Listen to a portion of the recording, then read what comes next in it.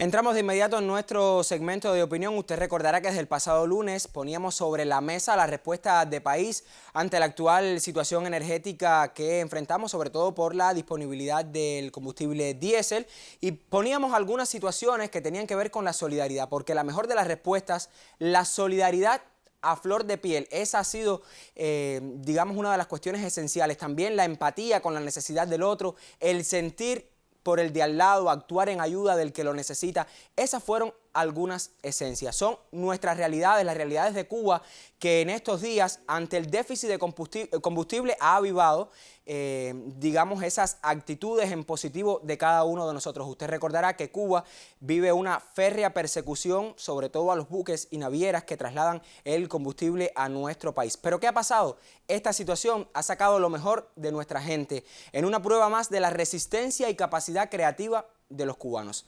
Han sido virales, por ejemplo, en redes sociales las imágenes de la botella oportuna, por decirlo en buen cubano, el reajuste que muchos centros laborales han adoptado para que este tiempo lacere lo menos posible, y esto siempre preservando la razón humanista de que nadie quede desamparado, y por supuesto la preservación de cuestiones esenciales como la salud, la educación y también la alimentación. Ha sido la solidaridad lo que predomina, y a pesar de la compleja situación con el transporte de manera general, ha prevalecido igualmente la calma en la mayoría de las paradas.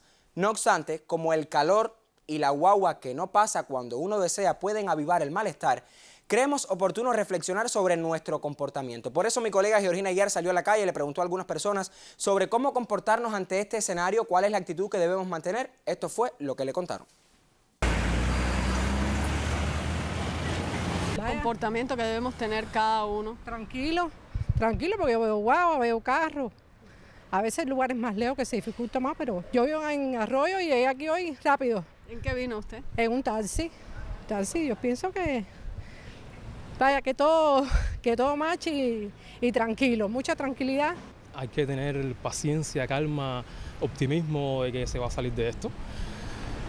Y que va a ser así, confiar en que va a ser así, en estos 15 días o en este mes, según dijo el Estado, que va a ser así. Bueno, confiar en eso y por supuesto optimismo, ¿no? Es lo que ahora mismo todos tenemos que tener en cuenta ahora mismo en esta situación que estamos en Cuba ahora mismo. Bueno, esperar tranquilamente y no agotarnos, y esperar que llegue el transporte para podernos ir. Porque esto es una necesidad que está pasando el país y tenemos que seguir adelante. El comportamiento en sentido general de las personas, ¿qué ha visto usted por estos días? Unos más alterados, otros más calmados, pero bueno, es normal, porque a eso también se le atribuye el calor, pero hay que calmarse, con alterarnos no resolvemos nada. Y tratar de ser ecuánime, ¿no? Tratar de ser ecuánime, de que nada de lo que esté pasando a nuestro alrededor nos pueda perturbar, aún así que es perturbable, ¿no? O sea, realmente estamos pasando por una situación que cualquiera se puede irritar, pero me parece que vale en estos momentos ecuanimidad y sobre todo contar hasta 10 si es posible, ¿no? Bueno, ok, esto va a pasar y cualquier situación que, no sé, un chofer o cualquier ciudadano que tengamos, pues tratar de no coger lucha con eso y bueno, quizás darle la espalda a esa situación e irse, ¿no? Para no tener algo, o sea, digamos, una diferencia, un enfrentamiento, exactamente. Es el llamado a la calma, a que cada quien sea empático con la necesidad del otro, un llamado que hacemos también desde el tema de la semana. Y decíamos que el tema del transporte ha sido una de las esencias más afectadas, sobre todo aquí en la capital del país. Recordemos que a través de ómnibus urbanos se mueven más de 1.700.000 personas de manera diaria, y ante el reajuste de las principales salidas, lo que conocemos popularmente como PES, y también los alimentadores aquí en la capital, el transporte ha sido uno de los sectores más afectados. Por eso nos fuimos hasta el paradero de Palatino. El paradero de Palatino, si usted lo conoce, ubicado en el municipio Cerro, y este paradero tiene a su cargo gestionar los ómnibus híbridos, los que funcionan, usted recordará, y así lo evidenciamos en emisiones del Noticiero Estelar, que funcionan con diésel, pero también tienen incorporadas tecnologías que permiten el empleo de baterías, o sea, a través de la electricidad. Conversamos con algunos choferes y también con administrativos sobre la situación actual que viven allí, cómo han reordenado, cuál es la actitud en las paradas para recoger la mayor cantidad de pasajeros. Esto fue lo que le comentaron a mi colega Georgina ayer. A ver, el transporte, todos sabemos la situación que hay y la gente se comporta tal como a la hora que es la guagua al lugar. Hay una frecuencia bastante abierta y la gente a veces está alterada, pero bueno. Bueno, nosotros tenemos con el sistema nuevo ahora de la reducción de combustible, estamos sacando los carros cada media hora. La 20, la 27, tenemos la 32, la 51, la 81, la 14, la 16, cada una hora. En los horarios de mayor demanda de la población, los sacamos cada 20 minutos. Estrechamos un poco más la frecuencia para que la población no se sienta afectada y tratamos de sacar la mayoría de los carros que se pueden sacar en ese horario. Se está distribuyendo el combustible que nos mandan y se ha hecho compartirlo equitativamente en todos los carros con vista a brindar un buen servicio a la población. Tratando de persuadirlo para que caminen atrás, despejen un poquito adelante y poder recoger en todas las paradas. Exigiéndole a los compañeros que se paren en todas las paradas, que se cojan lo más que puedan, que ayuden a la población, que no se den a los trabajadores regados en la calle, inclusive a los estudiantes, fundamentalmente a los estudiantes, que lleguen a la escuela en tiempo y forma. Paro, trato de parar, según ellos también ayuden y cooperen, porque realmente hay mucha gente que le da la gana de quedarse ahí, no se para y no camina. Se han reducido los viajes, pero lo hemos puesto de una forma que unos compañeros trabajen una hora, otros trabajen a otra hora, o sea, corriendo para que las guaguas se mantengan dando servicio a la población. A ver, yo pienso que si la gente coopera dentro del ómnibus, es mucho más fácil cuando tú llegas a la parada que recojan un poquito más de personal, porque a veces dicen, no, los choferes, no, son las mismas personas que están arriba del ómnibus que dejan en las paradas a las otras personas, no es realmente el chofer. Siempre le echamos la culpa al chofer, realmente no es así. Porque si realmente cooperan acá arriba y yo llego a la parada y hay un poco más de espacio, montan un poco más de personas. Y nos queda claro que no siempre el chofer es el responsable y nos queda claro que también hay mucho que ganar en la actitud de las personas y nos queda claro, por ejemplo, una actitud de la que fuimos partícipes el pasado martes, abordábamos un P12 en la parada, si usted es de La Habana o al menos la conoce un poco, en la parada que está ubicada en la intersección de las calles Cerro y Boyeros, las avenidas Cerro y Boyeros, un P12, camino a Santiago de Las Vegas, paró, recogió el dinero por la puerta de adelante, prometió a los choferes que abriría por atrás y se fue con el dinero y dejó a los pasajeros. Actitudes como estas que no deben ser permitidas también en los choferes. Claro, esto sucedía porque en esta parada puntualmente no existía un inspector. Pero todo no ha sido color de rosa y a pesar de que muchas han sido las actitudes en positivo y las actitudes solidarias de muchísimos cubanos y cubanas, hay otras que hay que señalar y que han tenido a compartir algunos televidentes en nuestra cuenta oficial en Twitter, @eltemacuba. Vamos a revisar algunas de ellas. Dice Norma Alonso, en Alamar, específicamente en Micro 10, está abandonado. No hay inspectores, los carros estatales pasan y no miran. Los particulares están cobrando hasta un CUC a La Habana. Los ruteros se demoran 45 minutos. No estamos pensando como país y no es culpa del gobierno. Somos nosotros mismos. Un llamado de atención que nos hacen desde Alamar, en el municipio Habana del Este, donde al parecer no está funcionando bien lo que en la mayoría de la ciudad sí está funcionando. Vamos a revisar otra opinión en nuestra cuenta oficial en Twitter, @eltemacuba. Esta es de Vladi Leguén, así se identifica en Twitter, y dice: el Estado debe de pensar, tras la problemática que se enfrenta por el déficit de combustibles, en empezar a cambiar el uso de los autos de combustión por eléctricos. La empresa Aguas de La Habana es una muestra de ello. Esta será la mejor solución. Una opinión, un aporte también que llega desde nuestra cuenta oficial en Twitter. Gracias a Vladi Leguén. Tenemos otra opinión que nos llega a través de redes sociales. Si avanzamos, dice Mariela Cristina Romero, pienso que es un tema sin dudas a tratar, pues aunque es una minoría, todavía hay algunos indolentes que no han concientizado la situación del país y aún no adoptan un transeúnte. Este ha sido un hashtag que se ha impulsado también desde algunos usuarios en redes sociales. Vamos a revisar una última opinión también en Twitter. Esta es de David 100% cubano, así se identifica, dice: vecinos de San Antonio de los Baños reportan que los porteadores privados se aprovechan de la situación y están cobrando entre 60 y 80 pesos cubanos desde el Lido hasta San Antonio de los Baños y siempre ha costado este viaje 10 pesos cubanos. Esto no es, y hashtag pensar como país, y debe ser enfrentado. Esta situación de los porteadores privados nos ha llegado desde varias provincias, por ejemplo en Pinar del Río, donde el viaje costaba aproximadamente entre 125 pesos o 5 CUC, su equivalente en pesos cubanos convertibles. ahora está a 10 y a 25 CUC. ¿Qué pasa si al menos se ha garantizado un nivel de combustible para que esté presente el diésel en los cupés y no se han afectado a los particulares? ¿Por qué el incremento de estos precios? ¿Será también que están aprovechando la coyuntura energética para de alguna manera tener mayores beneficios?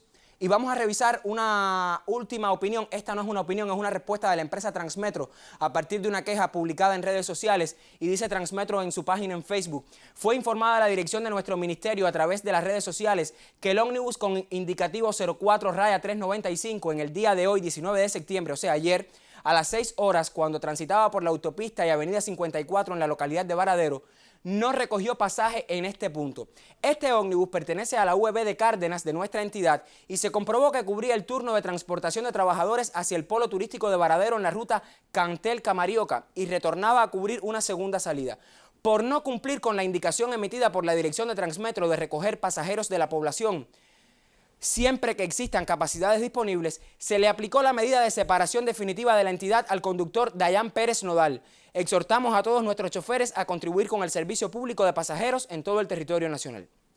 Y qué bueno que la empresa Transmetro esté tomando medidas ante esta situación, y recuerdo el llamado que hacía el presidente de los consejos de Estado y de ministros a que todos nos involucráramos en esta labor de país, en estas respuestas de país para garantizar que el impacto de esta medida, que está pensada desde el gobierno de los Estados Unidos precisamente para que nos desestimulemos, para que nos desalentemos, pues no tenga una respuesta o no tenga cabida dentro de la sociedad cubana. También con la denuncia a la que ustedes han hecho en redes sociales y por supuesto con la respuesta de nuestras instituciones se gana esta batalla. Usted recuerde, estamos en el correo eltema.ntv@icrt.cu. Se lo reitero, eltema.ntv@icrt.cu. Si nos sigue en redes sociales a través de @eltemacuba, esto puntualmente en Twitter, tendremos a bien compartir su opinión. Y si prefiere enviarnos un SMS al 8888 con el asunto El Tema, también compartiremos. Este, siempre les recuerdo, es un servicio que no es libre de costo. Hacemos una pausa y de inmediato revisamos lo que publican los principales diarios de circulación nacional en nuestro país.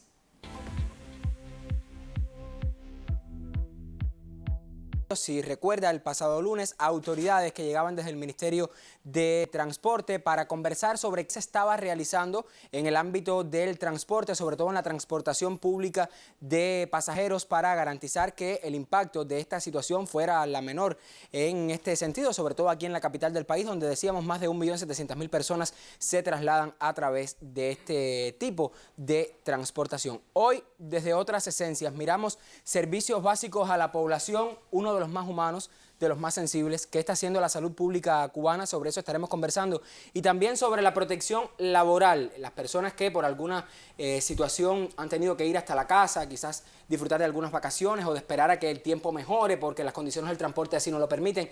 ¿Cuál va a ser la protección que se les dará a esas personas? ¿En qué consiste el teletrabajo? Son algunas cuestiones que vamos a analizar esta mañana. Tengo el placer de que me acompañe en el estudio el doctor Alfredo González, quien es viceministro de Salud Pública de nuestro país, y también está Jesús Otamendi, quien es director de empleo del Ministerio de Trabajo y Seguridad Social. Muchísimas gracias a ambos por haber despertado temprano y estar con nosotros esta mañana. Doctor, me gustaría comenzar sobre la esencia, la salud pública. ¿Qué ha garantizado, qué es lo que más se ha protegido desde la salud pública para garantizar este servicio vital a la población cubana? Buenos días, Lázaro Manuel. En la actual situación de contingencia energética y cumpliendo las indicaciones del presidente de los consejos de Estado y de ministros, el sector de la salud ha implementado un conjunto de medidas. Medidas que han estado dirigidas a cumplir dos propósitos fundamentales. Por un lado, mantener los servicios de salud en toda la red de instituciones con las menores afectaciones posibles. Y estrechamente vinculado con ello, no rechazar, no retornar pacientes que acudan a solicitar un servicio en nuestras instituciones. Y se han cumplido un conjunto de medidas que pudiéramos organizarlas en dos grupos fundamentales. Por un lado, aquellas que están dirigidas a garantizar, como decíamos, los servicios de salud. Y las otras, íntimamente vinculadas con estas, pudiéramos decir combinadas con estas, las que se dirigen a reducir el consumo de los portadores energéticos. En el primer grupo, como decíamos, garantizar los servicios de salud, hay una prioridad fundamental del sector de la salud, que se ha venido trabajando, pudiéramos decir, en épocas anteriores y que en esta etapa se ha intensificado. Me refiero a las medidas para seguir aumentando la capacidad resolutiva en los servicios de salud que se brindan a nivel del consultorio, del policlínico, de los hospitales municipales, todo ello dirigido a tratar de reducir la necesidad del traslado hacia las cabeceras provinciales. Atención primaria de salud, una de las esencias entonces. Esta que está en los consultorios, la que está en el policlínico, esa se ha protegido de alguna manera para que las personas vayan más allí. Efectivamente. Y sin duda alguna en ello se basa nuestro sistema de salud. Y ahí es donde nosotros podemos garantizar, y es por lo que se trabaja, entre el 70 y el 80% de las necesidades de salud de nuestro pueblo. Ahora, usted habla de estos servicios y hay algunos que se han protegido más. Usted decía, quizás estoy pensando en los tratamientos de quimioterapia, estos que son más esenciales. Hablar un poco de cuáles han sido los que más se han protegido, digamos que depende, la vida de las personas dependen de esos servicios. Hay un servicio que es fundamental y estamos hablando del transporte sanitario a la población, es decir, el traslado de los enfermos en las ambulancias que tienen criterio y que imprescindiblemente requieren de este servicio para recibir la atención que necesitan. Y ese ha sido un objetivo fundamental que hemos seguido. En general pudiéramos decir que ese servicio se ha garantizado. Puntualmente en determinados momentos podemos tener tensiones en los territorios. Se han adoptado medidas y se continúa garantizando este servicio. Y junto a ello, como tú decías, están los servicios de urgencia y emergencia, los cuales bajo cualquier circunstancia nosotros los hemos defendido y hemos buscado la manera que se garanticen, lo cual creo que en sentido general se ha asegurado hasta este momento. Y como tú decías, otros servicios, como pueden ser los servicios de hemodiálisis, que en los territorios se ha garantizado la transportación de los pacientes en general, y también los servicios propiamente en las instituciones de salud. Otros, como tú decías, la atención a los pacientes de cáncer que necesitan traslado entre los territorios, también se ha hecho un esfuerzo por garantizarlo en la actual situación, como decía, de contingencia energética. También es muy importante el traslado de los especialistas que van hasta los policlínicos a garantizar lo que nosotros llamamos la priorización comunitaria de las especialidades médicas, algo muy sensible, algo que reclama mucho nuestro pueblo, y en la medida que hemos dispuesto del combustible en los territorios, este servicio también se ha garantizado. Estamos hablando, doctor, para las personas que quizás no entiendan, estos especialistas que normalmente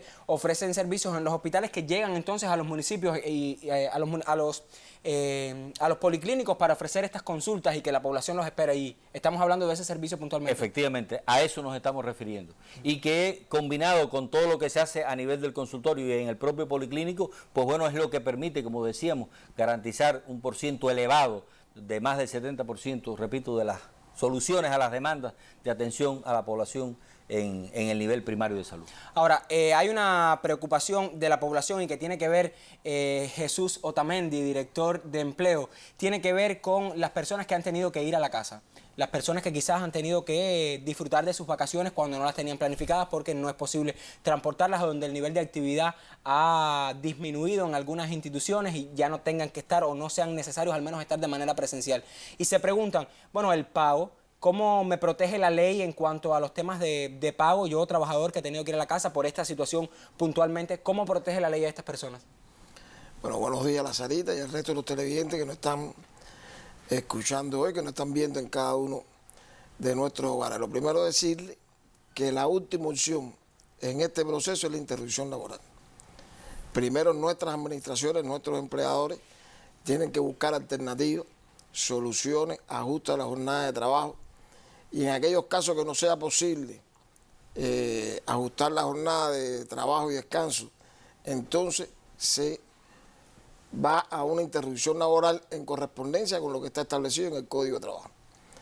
La interrupción laboral, cuando se le aplica a los trabajadores, ellos tienen una garantía salarial durante un mes del 100% de su salario.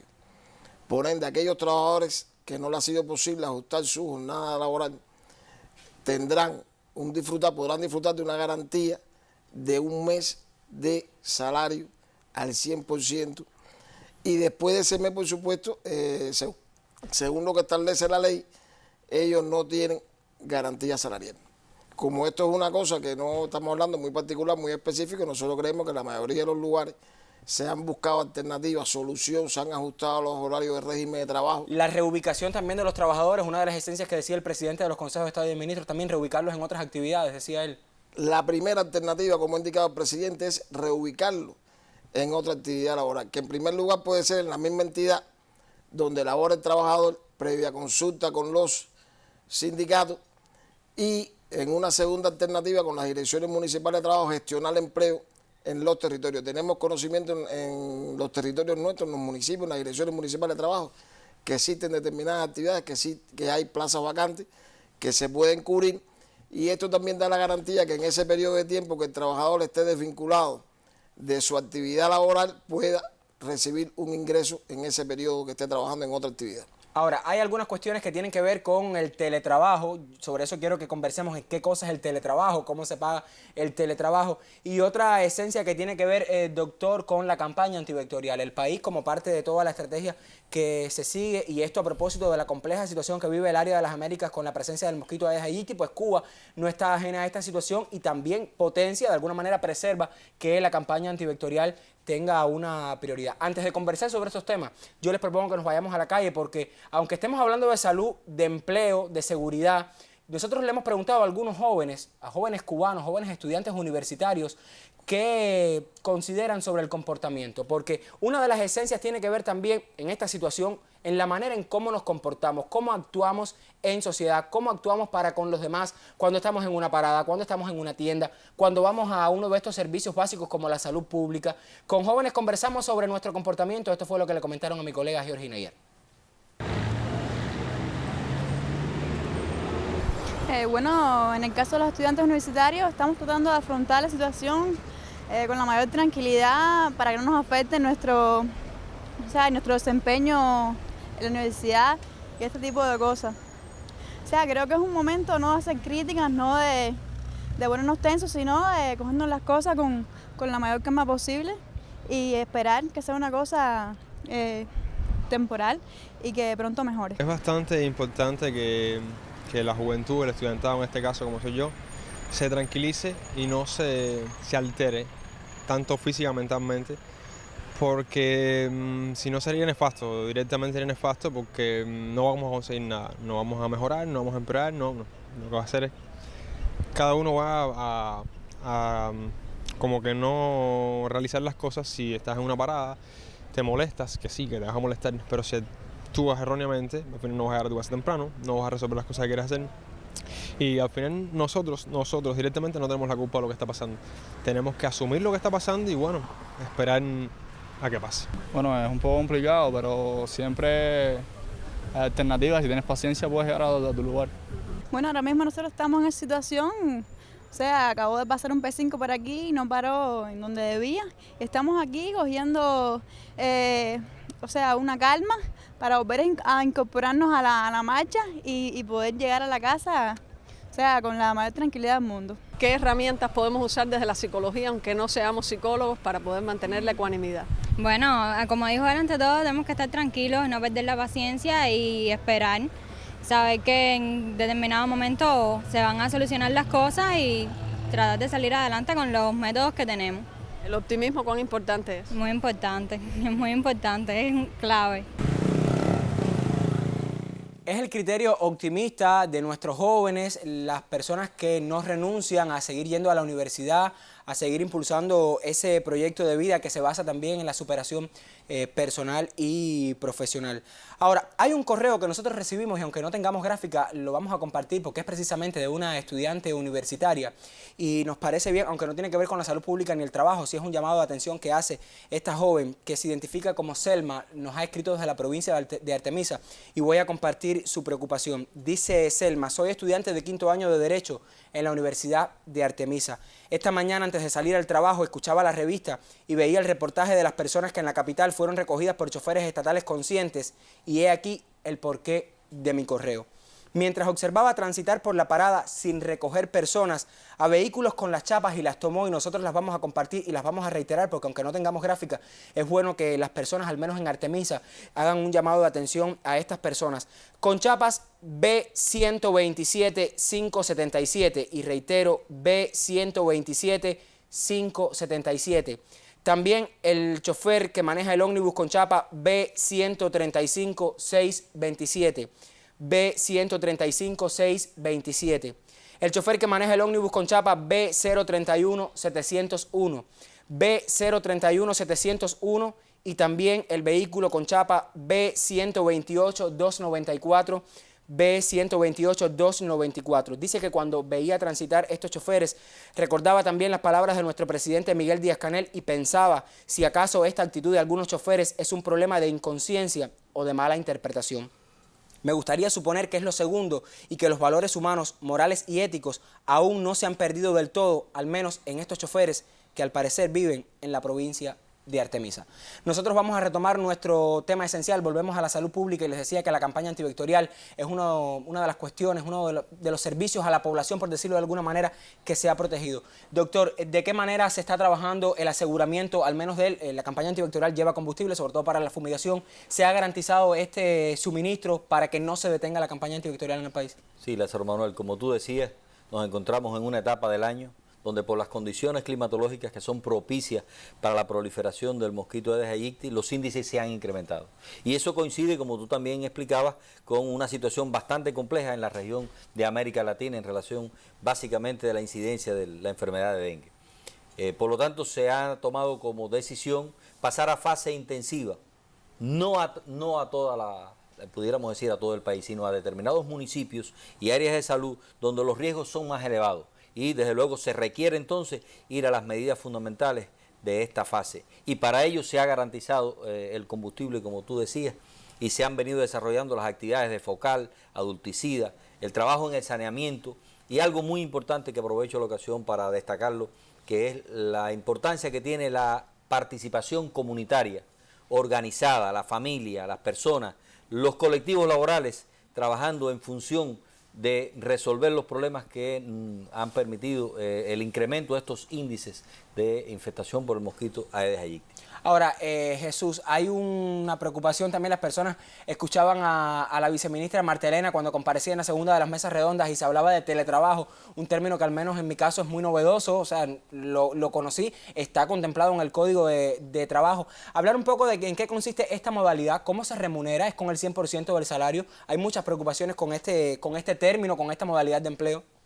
Bueno, Lazarito, lo primero es que decir que el teletrabajo tiene un respaldo legal en el Código de Trabajo, en la Ley 116, y que es a partir de que la relación laboral que se establece entre el trabajador y el empleador con un contrato de trabajo, en ese contrato se tiene que definir dónde es el lugar de trabajo en el que esta persona, este trabajador, va a ejercer su labor. Lo primero que es una manera flexible de hacer el trabajo, de tener el empleo, que tiene muchos beneficios tanto para el trabajador como el empleador, ya que esto permite que el trabajador no tenga que desplazarse hacia su lugar de trabajo, elimina las llegadas tardías, elimina el ausentismo y por supuesto dentro de estos beneficios también hay una responsabilidad de la administración, que es un tema muy importante, que es el control a la planificación del trabajo y el control a los resultados de trabajo. Si en este proceso de teletrabajo tampoco podemos descuidar que el empleador, las entidades nuestras, los jefes nuestros tienen que controlar cómo se planifica el trabajo y cuál es el resultado de ese trabajo. Tenemos que decir que este proceso no es privativo del momento en que se encuentra el país, sino que es un tema que se ha venido evaluando dentro del proceso de informatización de la sociedad. El trabajo también está asociado al uso de las tecnologías de la informática y las comunicaciones. En ese propio proceso de informatización de la sociedad cubana, mientras más tecnologías podamos usar, mientras más acceso tenga a las tecnologías nuestra población, nuestros trabajadores, podremos hacer un mejor uso del teletrabajo. Y también está el trabajo a distancia, que son aquellas actividades que necesariamente no se tiene por qué contar con esas tecnologías, la información y la comunicación, y que también las actividades que se pueden realizar desde su casa o de otro lugar, según se parte entre el trabajador y el empleador. Esto es una manera flexible, es una manera de ver las cosas de manera distinta, de organizar el trabajo de manera distinta, no hablar tanto de horarios de oficina, sino de horarios de trabajo. El salario completo se paga si el tiempo que él va a trabajar en esa modalidad de empleo cubre la totalidad de las horas previstas en el régimen de trabajo y descanso. Si cubre esa totalidad de las horas, él cobra el tiempo de trabajo al 100% en ese periodo que está trabajando. Viceministro, una última reflexión, porque en tiempos en que Cuba aprieta más el tema de la organización y de alguna manera nos convocamos más al control de los recursos, a la solidaridad, hay ciertas matrices de opinión, sobre todo las que vienen desde fuera y que hablan de que el país está detenido, de que los servicios básicos no están funcionando. ¿Cuál es el mensaje final desde el Ministerio de Salud Pública en cuanto a este servicio tan vital hoy, cuando se quiere, en algunas matrices de opinión, empoderar el criterio de que están paralizados algunos servicios y pensando también que se pudiera hablar de que está paralizada la salud pública en Cuba?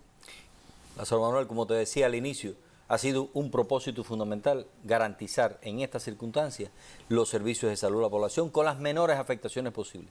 No significa que en determinado lugar, en un momento determinado, se nos hayan dado situaciones. Incluso puedo decir más, se nos ha dado alguna indisciplina, incluso hasta alguna queja a partir del maltrato de algún trabajador de la salud, que en ese momento, de inmediato, que lo conocemos, se adoptan las medidas correspondientes para que la situación quede solucionada.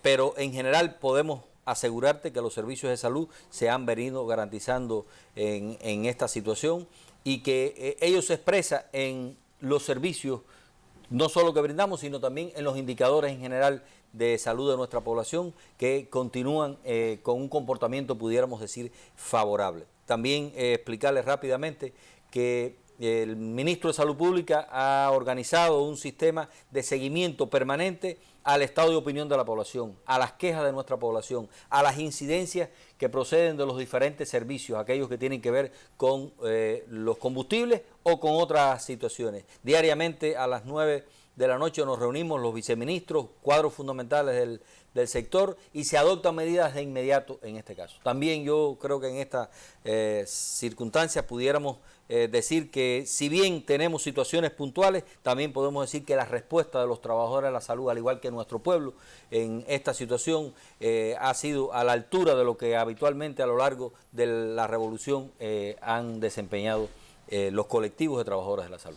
Los trabajadores de la salud pública cubana, como parte de esta respuesta de país de la que hemos estado hablando durante toda la semana, le agradezco muchísimo, viceministro, porque ha estado con nosotros esta mañana, también Jesús del Ministerio de Trabajo y Seguridad Social, para habernos ayudado a entender las medidas principales, esa respuesta de Cuba en los diferentes servicios, en los diferentes escenarios, para que esta afectación a la población sea la menor. Y voy a despedir el tema de la semana con más opiniones sobre la solidaridad. Una de las esencias de las que hemos hablado durante toda la semana, cómo usted es parte del problema del otro, cómo usted ayuda a resolver, a aliviar ese problema del otro. Mi colega Georgina Aguiar preguntó sobre la solidaridad y esto fue lo que le contaron.